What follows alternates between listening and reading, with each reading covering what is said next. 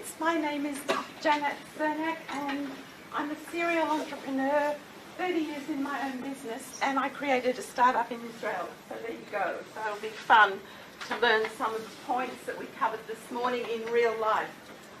So welcome to Generating Creative Conversations. And as a pick-up on what we covered this morning, how many of you were here this morning?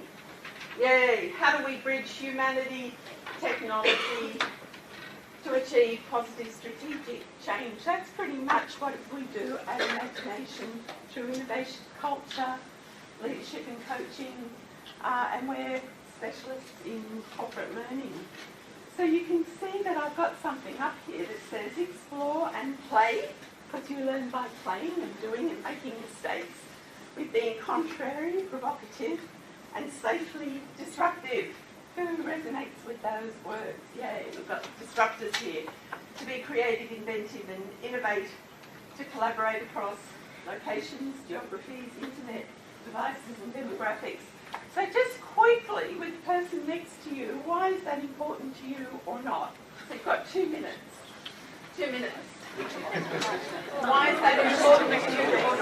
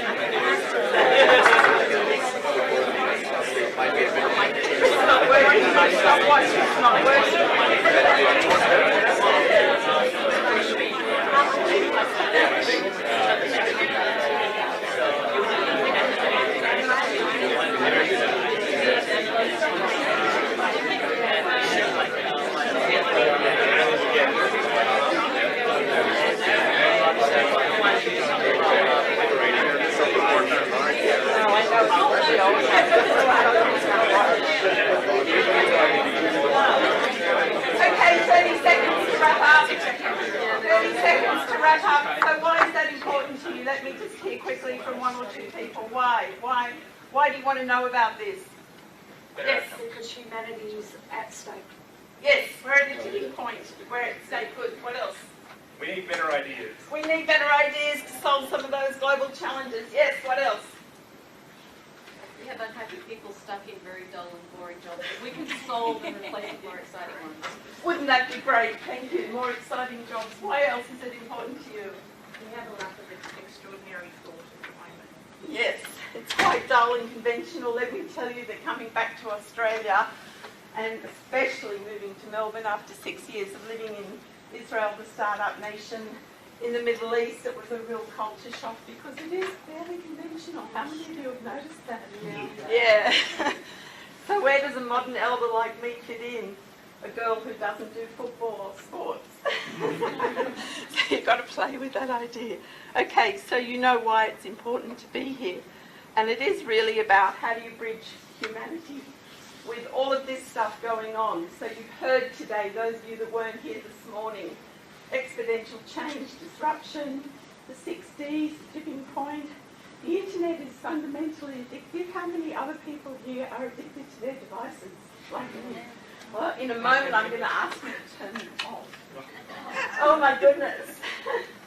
And the robots are coming, and I'm also a fan of Singularity University. Christina is a great mate. So 47 out of every 100 jobs will conceivably be done by computers one day in the future if a bunch of massive engineering challenges. There's an engineer here. Yes, it's your challenge, not to mention regulations and public opposition. So we know that we're living with all of this stuff. So what are we going to do about it? Well, I had the opportunity, somebody mentioned this morning, Peter Steen, right at the intro, if you were here on time. I had the opportunity of learning with Peter Singh and Otto Sharma at MIT in Boston, doing the Theory U work. Does anyone know Theory U? Okay, what we do is we teach innovation from emergence. So we don't use formulas, and that's what we're going to play with today. So when you take a systemic perspective around creativity, invention and innovation, we consider the individual, the other, and the collective consciousness. So you probably didn't think I was going to talk about creativity and consciousness. Well, I've come out of the closet. Why I do what I do is to enhance people's consciousness, to make the world a better place, and I do that through innovation because why? It's the last competitive lever. And also, we know that jobs requiring creative and social intelligence are the least likely to be automated. So if you've looked up the World Economic Forum, they're talking about critical and creative thinking, emotional intelligence, social intelligence, and what is a conversation? It's about practicing what? Social intelligence. So what I'd like you to do again, get together with your colleague. What are some of the possibilities? So think about Christina's presentation, think 20 and 40 if we could reimagine the world being such an awesome place. And what are some of the challenges that you were introduced to this morning or you brought along to this session that we can use in real life for you to consider in moving forwards in your career or your business towards adding value to the quality of your users or your customers' lives. So just take a moment to think about what could be possible or what is your challenge, because you're going to get to work on that in this session. So I'll just give you another 2 minutes to consider, and you'll notice I ask a lot of questions. I am the question instigator, because intelligence is measured by the number of questions you can ask. So I'll be introducing you to lots of questions. So I ask some tough questions like this and some really simple ones. So just take 2 minutes just with the person next to you to tune in to where you might go with this information. What's in it for you? Why is it, where do you want to play? Is it in your business context? Is it in your personal context? So just 2 minutes, quick chat. Person next to you.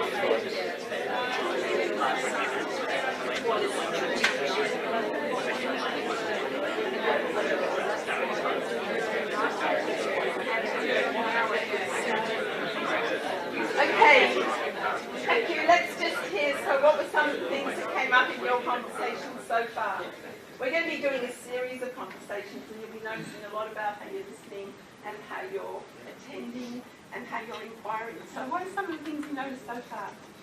We were talking about knowledge and the pace and change of knowledge. In my day when I was at school, the Encyclopedia Britannica was king. That's right. Nothing was changing. But read yesterday may no longer be true tomorrow. That's right, and everything's on the internet, so knowledge is so accessible. So how important is it to know everything? Or to know where to find it. To know where to find it or how to actually do it. Bring it into your life to embody and enact it. Great, thank you. What else? We spoke about language. Yes. That when it comes to things like software development or getting the products done is the easy bit. Yes. Because the people doing that they've already got the language. That's what they were taught. That's what they were trained for. That the language of social intelligence to me is where we've fallen down. That's what we've failed to teach, and we failed for a couple of generations now, I think. Interesting perspective. Great, thank you. What else? Yes? I work in email, and a topic that is dear to my heart at the moment is privacy and ethics.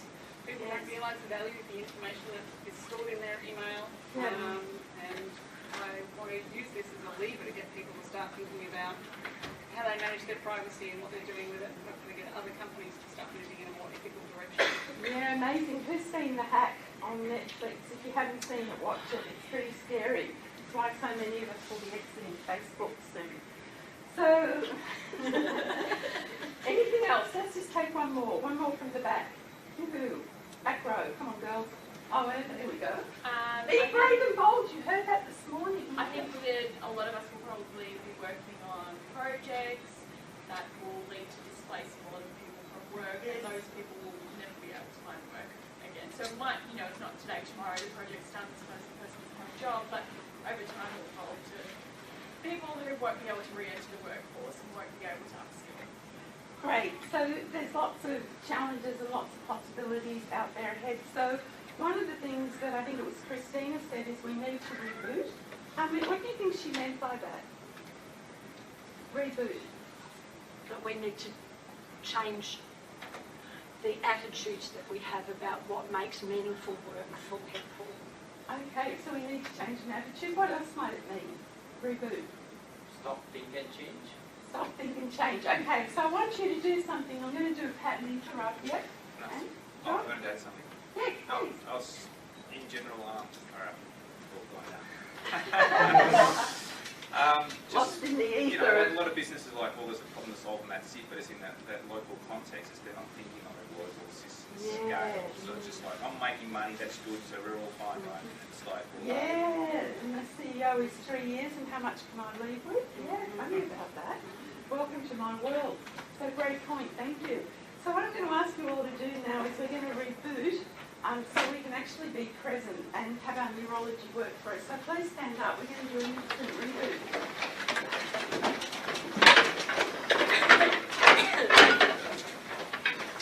Okay, one of the key things, I've been a serial meditator for 34 years. I meditate every day.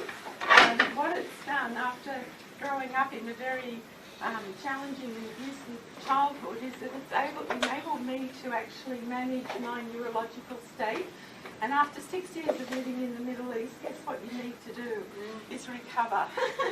So I learned a lot about neuroscience, and I'm also a coach, and I work in a system called the EMBIT system, which is multiple intelligence, so it's head, heart and gut. And the first thing that we've got to do is sort of like almost get out of our heads. So I'm going to give you the opportunity just to stand up and stretch like what I'm doing. And I want you to lean to the right. I want you to lean to the left. And I want you to go back to the centre and do another big stretch. Deep breath in. Oh, and if you can, touch toes. And while you're standing up, I want you with me.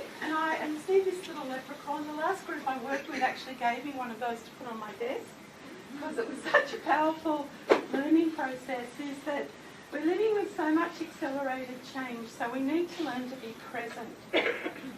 And in order to be present, we need to stop the impact of our autonomic nervous systems.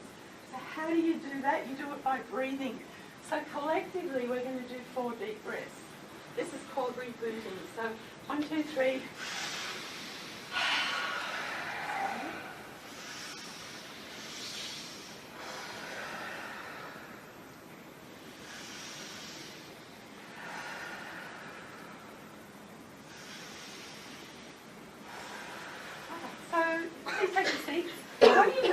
about that?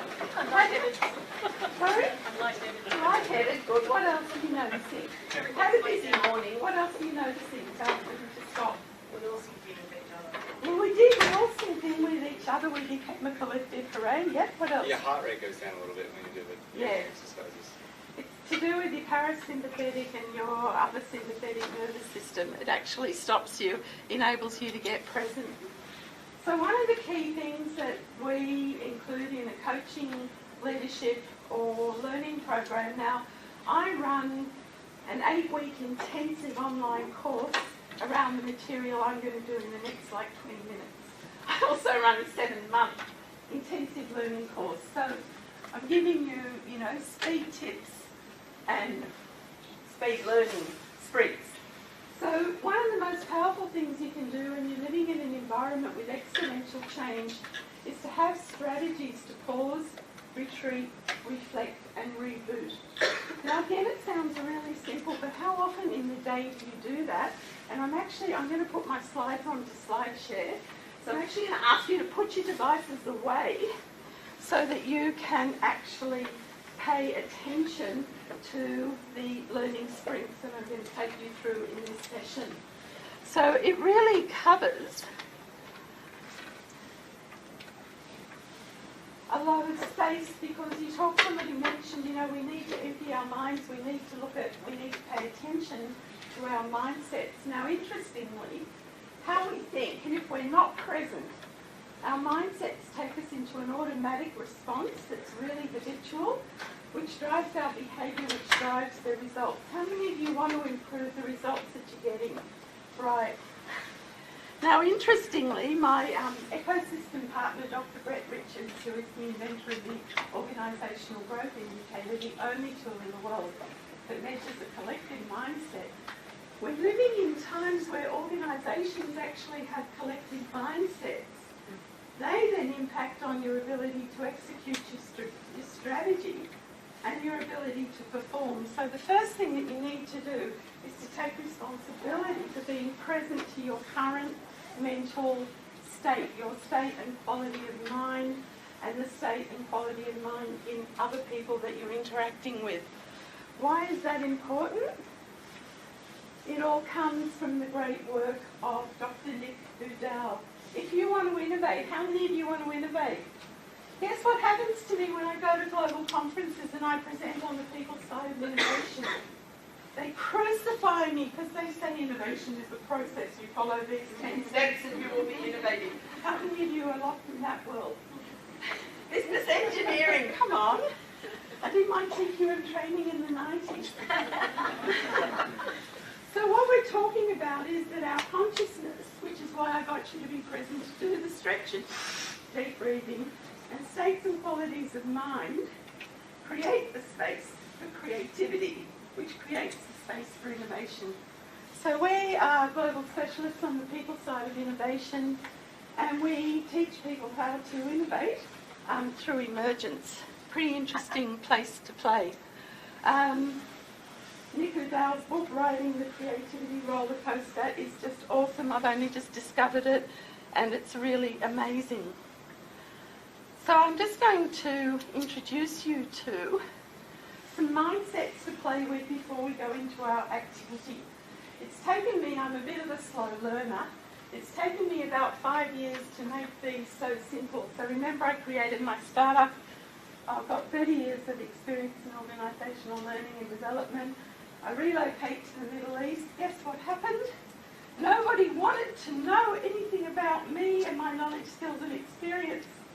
So all my great models in culture and leadership and coaching, they didn't what? They didn't matter. I was irrelevant.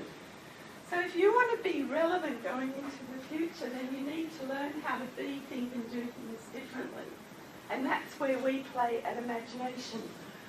So I'm one of those people that have constantly reinvented over 30 years. And in this space, that was after a corporate career with Coles and I Group. In this space, this is around innovation. So I want you to notice how effectively you play in this mindset or not, because before we go into the activity, you're going to have to pay attention to that. So, first mindset, really obvious. Dealing with exponential change, going into a conversation with anybody is being generous and coming from a beginner's mind. I know so much, how can I unlearn what I already know? So living in Israel, that's what I had to do. Richard Barrett's culture values model didn't matter. The human synergistics leadership models, no one gave it. Brass razoo about it because we are in this hierarchical conflict zone. So how can I unlearn what I already know? So think about this, and notice I pose them as questions. The growth mindset is all the rage. Really important because it's a learner's mindset. Am I in charge? What can I learn from the challenges and risks in this situation? So, you know, when we did those learning sprints this morning, these are some of the mindsets that you can pick up and let go of how things ought to be, should be, must be, and play with how things could be and possibly be. The third one, be loose. I'm so busy, how can I be present and come from an empty mind and not know the answer? How many times in life do you just come straight to solution? Sometimes it takes me weeks to get my coaches stopping from doing that. So just take a moment to consider how you give yourself a score of 1 to 10 about where you play with those mindsets. Christine's favourite one, what could be possible in this situation? So, I'm going to give you clues about how to do that one in a moment.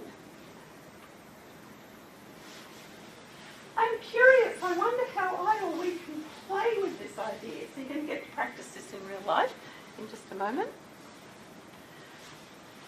And the gamer, how can I win the game? What are the risks and how will they help me experiment and win? How many of those resonate with people here? Who's never thought of how they think? Yeah, it's amazing. How you think delivers all the results that you get. Amazing. So, it's not only about listening, so I want you to pay attention to this today. I'm the flip chart queen, but I couldn't get a flip chart. I'm going to put you into a quick warm-up activity. So in a moment, I'm going to share a riddle with you, and I'm going to ask you to ask me questions. So I want you to notice how you're listening. Do you tend to evaluate and judge what gets said? So you listen to the content, or do you tend, notice how you're listening today, do you tend to listen for possibilities? So I'm going to ask you to really be intentional to listen to possibility as we go into this exercise. Now, these are my notes, so you can see that. So here we go, listening warm up. Now, I'm going to share some riddles with you, and I want you to pay attention to your mindset, and I want you to pay attention to the questions that you ask me, and to notice what happens. Okay, this is a really easy one. You can only respond to me with a question. One rule. Notice how you're listening. Which is the only way a leopard can change his spots? Now remember, you can only respond by asking me a question. Can a leopard change its spots? And I'll only respond if it's an open question. Good question. I don't know, can a leopard change its spots? Why does a leopard change its spots? Great question. He mightn't like his spots. Might be too spotty, might drive him crazy looking at other spots all the time. Next question. What would he want to change his spots to? Great question. He might want to change his spots to, stripes. What if you had a leopard that had stripes? Good question. What is the purpose of the spots? What is the purpose of the spots? Great question. Camouflaging in the jungle. Great question. What if the leopard didn't have spots? Great question. Okay, good. Nice warm-up. Okay. Which is the only way a leopard can change his spots? By going from one spot to another. So that's an outside of the box solution. So let's just do one more. You might have heard this. If you know the answer, don't share it. A plane crashed on the border of US and Canada. Where do they bury the survivors? They don't bury the survivors. Good. Okay, so I'll do one more. Sometimes I shine, sometimes I'm dull, sometimes I am big, and sometimes I'm small. I can be pointy, I can be curved, and don't ask me questions because even though I'm sharp, I'm not smart enough to answer you. What am I?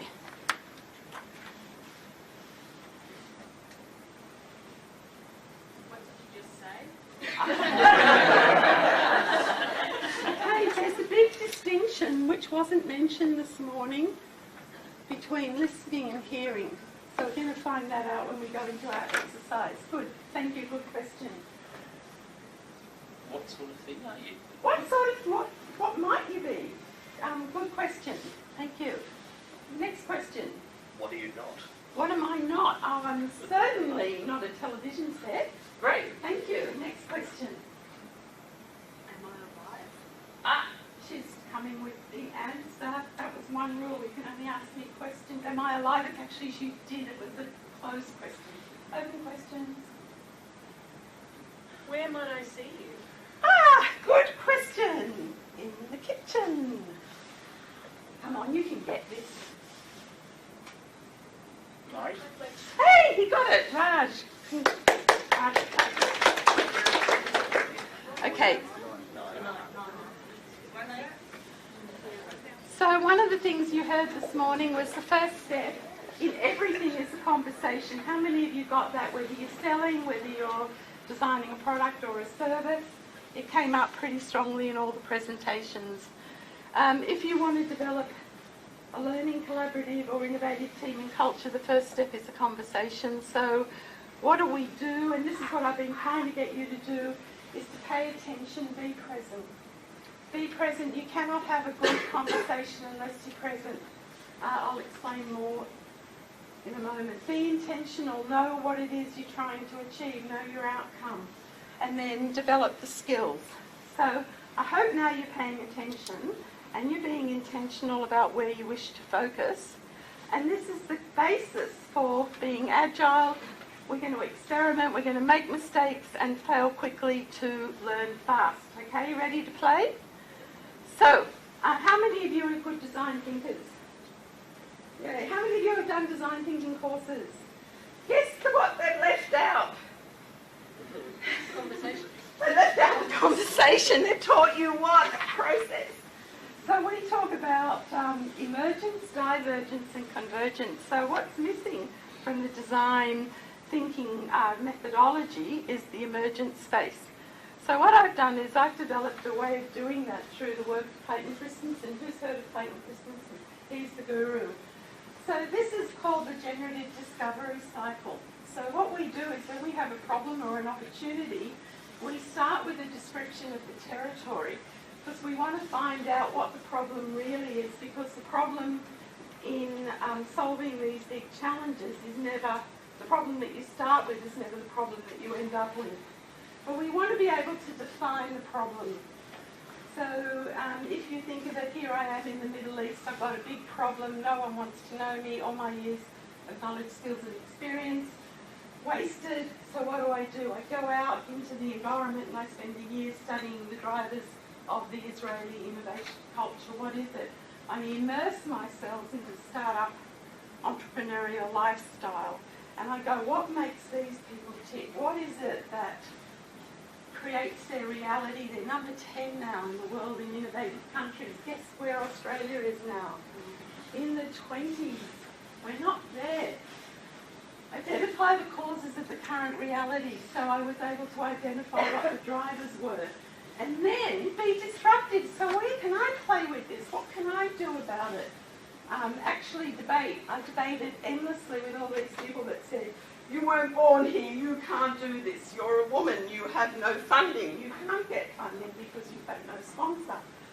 You're older, you're Anglo. All these reasonable reasons until I could sort of find people that I could actually debate with. Interestingly, And then what we do is we elicit a creative idea. So I'm going to get you to play with this by asking what? Questions. So I want you to get into groups of 3 really quickly. Really quickly. Groups of 3.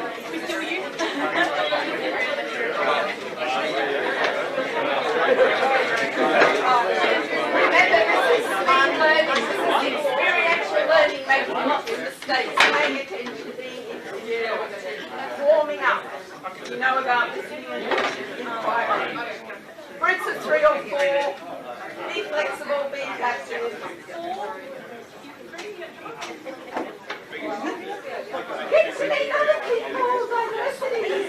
Diversity is one of the secret sources of Australian innovation. Okay, say hello to your colleagues. Nominate one person to be person A. Another person to be person B. And person C. Okay, so you all have roles. Person A is the person with problem or an opportunity. You can pick anything from anywhere. It can be personal, business, global, I don't care. Person B is going to ask questions. And person C is going to be the detached observer.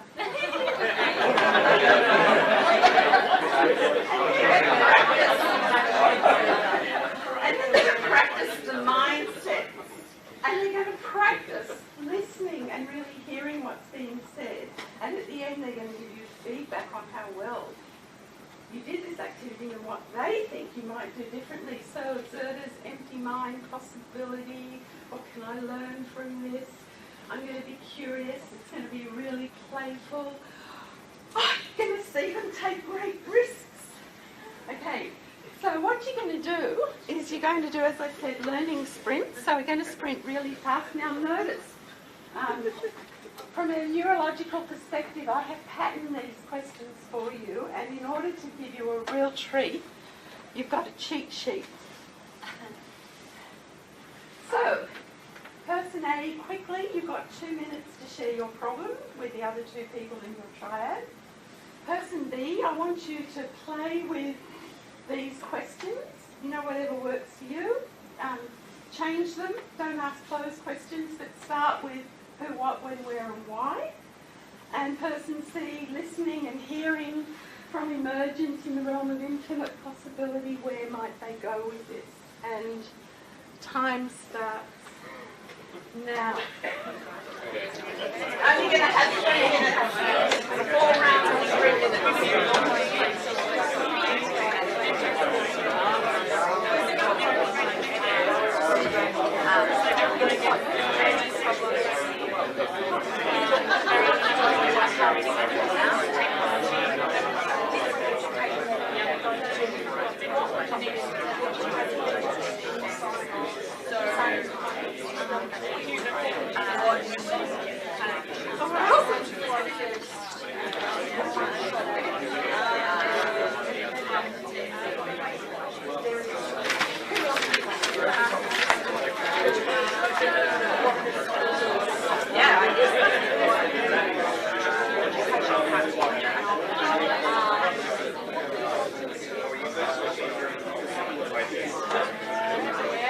One more minute.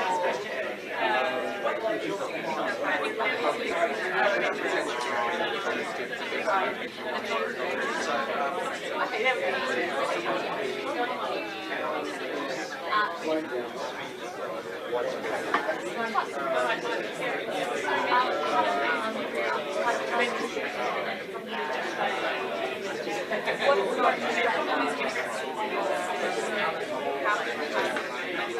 Okay, 30 seconds to wrap up.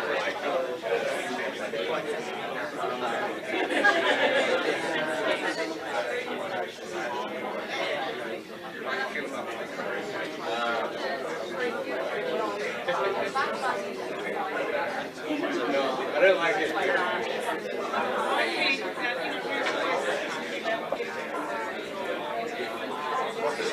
Okay, so let's just quickly hear from the observers. What are the observers noticing?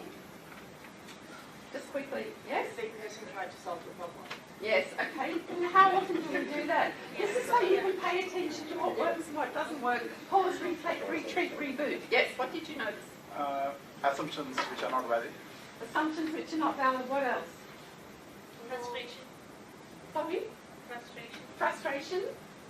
He was repeating back what he said, which was a nice confirmation that he heard what he was saying. Oh, good. Okay. So good. Yes? I saw a very targeted approach in trying to assess the impact. Good. Okay. Analysis. And? Sentiment. And what? Sorry? Sort of sentiment, like a lot of this is about feeling. Yeah. Okay, so you can start to track where somebody's coming from. Nice noticing. Good. Okay, you ready for round two? Round two. Here we go. So I want you to do another 3 minutes, and I will go a few minutes over because we started late. I want you to now ask causal questions. So 3 minutes, same roles, now go into causal questions. Time starts now.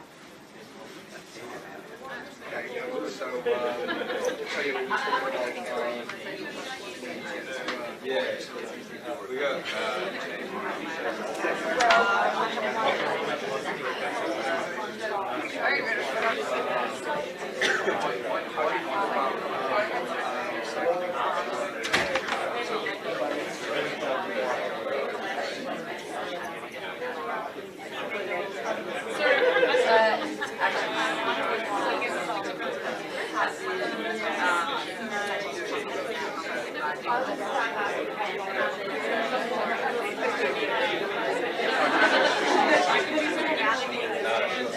One more minute.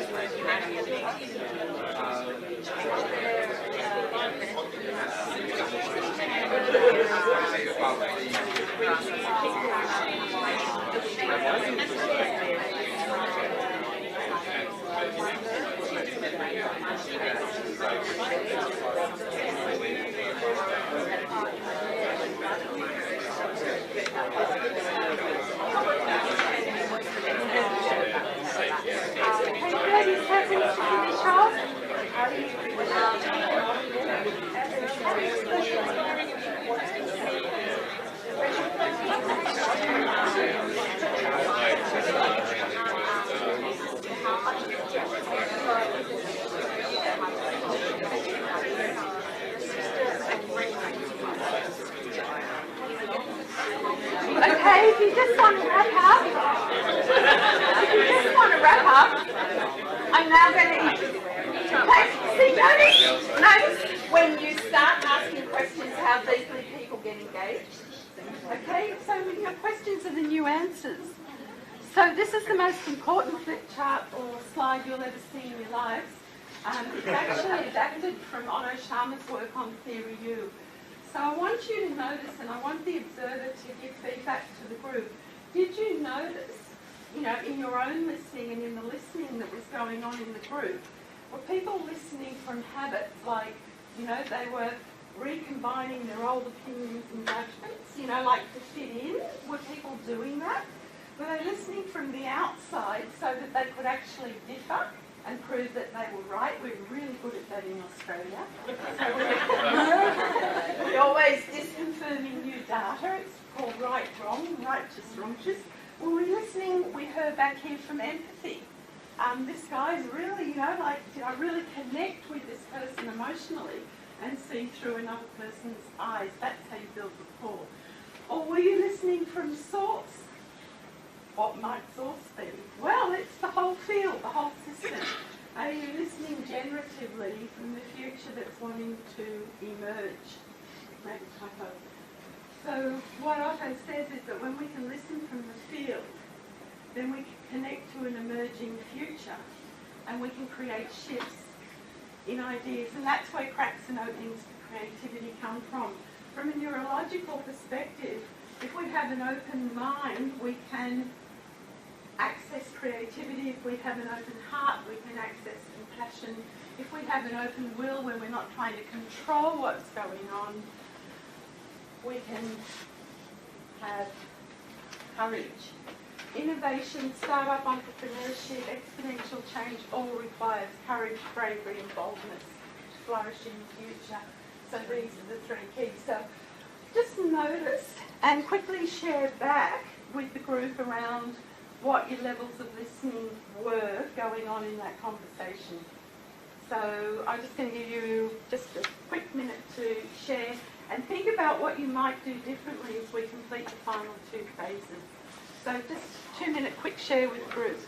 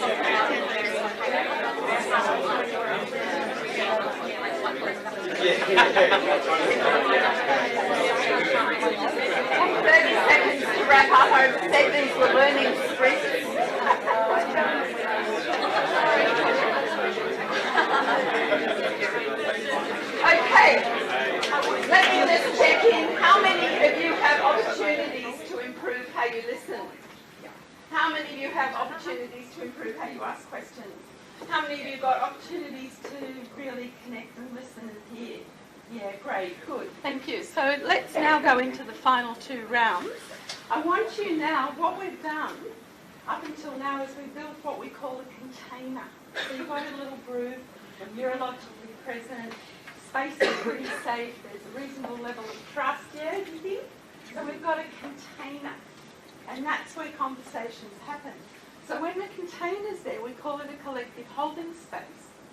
It's safe to be disruptive. It's safe to be contrary. So think of the difference. Oh, what a dickhead idea that is. Okay, think how polarising that is. Which is, oh, I wonder. I really loved what you said about this, and I really wonder how we might play with that idea. What if you were to think differently about that? So I want you now to start with what, why, and why not questions. So just another 2 minutes around the same problem. And pay attention and be intentional around how you're listening, inquiring, and conversing, whether you're at level 1 or level 4. Time starts now.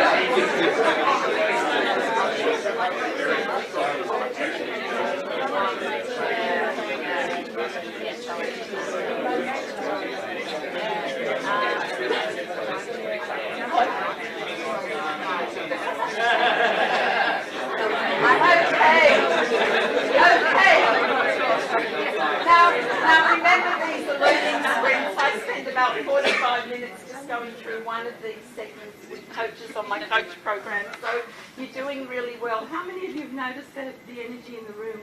Where's it gone? Why do you think that might be the case? Because we're listening and we're connecting and we're engaging. Excellent. So, final round. The really disruptive question. What if you were to think differently about that?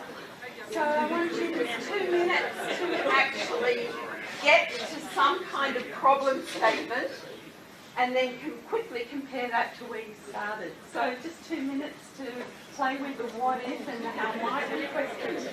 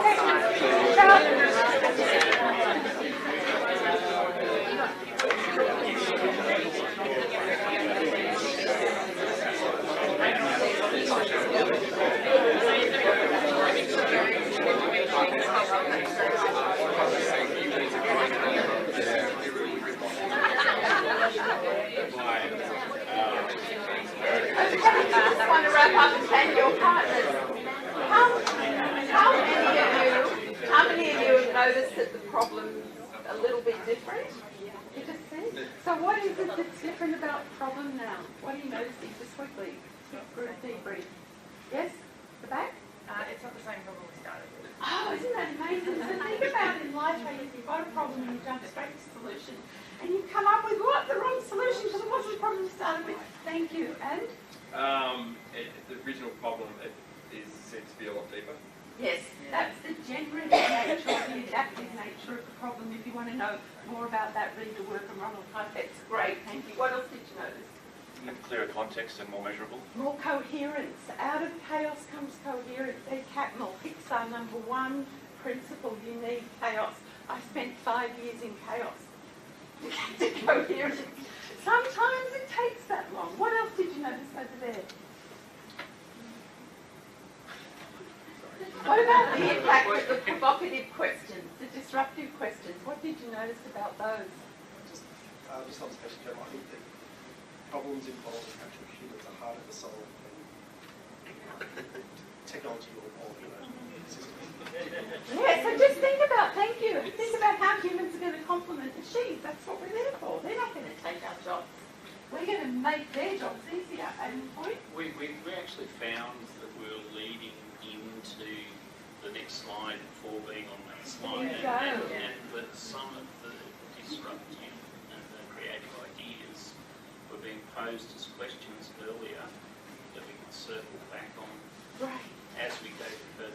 Nice noticing it's not a linear process. You can play around with it whichever way you like, but just make sure that you're present, that you have a safe container, and you can be disruptive. So what you've learned, you've had a taste of, is provocative competence. So you've learned a new skill. So you paid attention, you were really intentional, and you've now got some provocative competence. So you're probably wondering, how does this all come together? Well, this is what we did.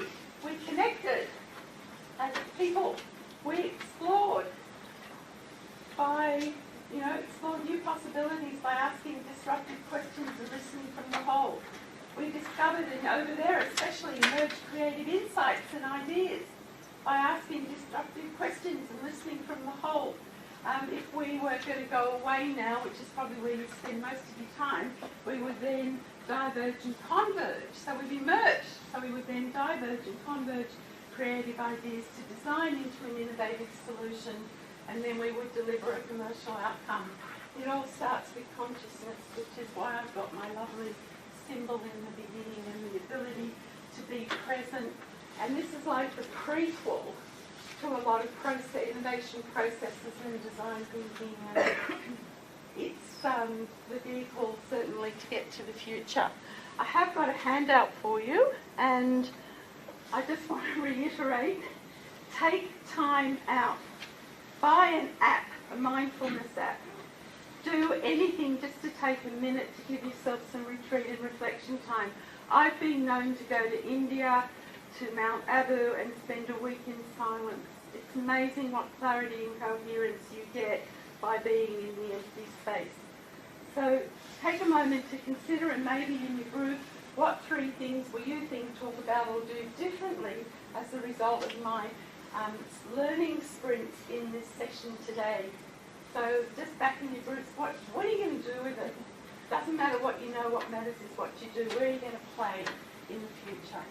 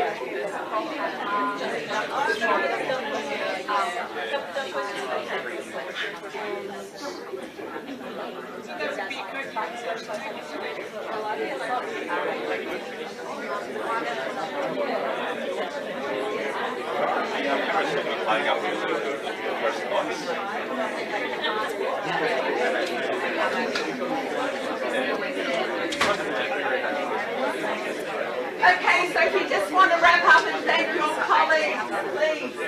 Wrap up and thank your colleagues. Who are your new best friends and before we do that? Who would be willing to share with me what are you going to do about it? Yes, what are you going to do? Yeah, what else? Thank you. What else? Practice, yes. Practice, make mistakes. Stuff up. Have fun doing it. Yeah, just ask more questions. Be curious. What else? Find yourself. Thank you for trusting me and have a great rest of the conference. It's been a privilege to be with such enthusiastic and playful group.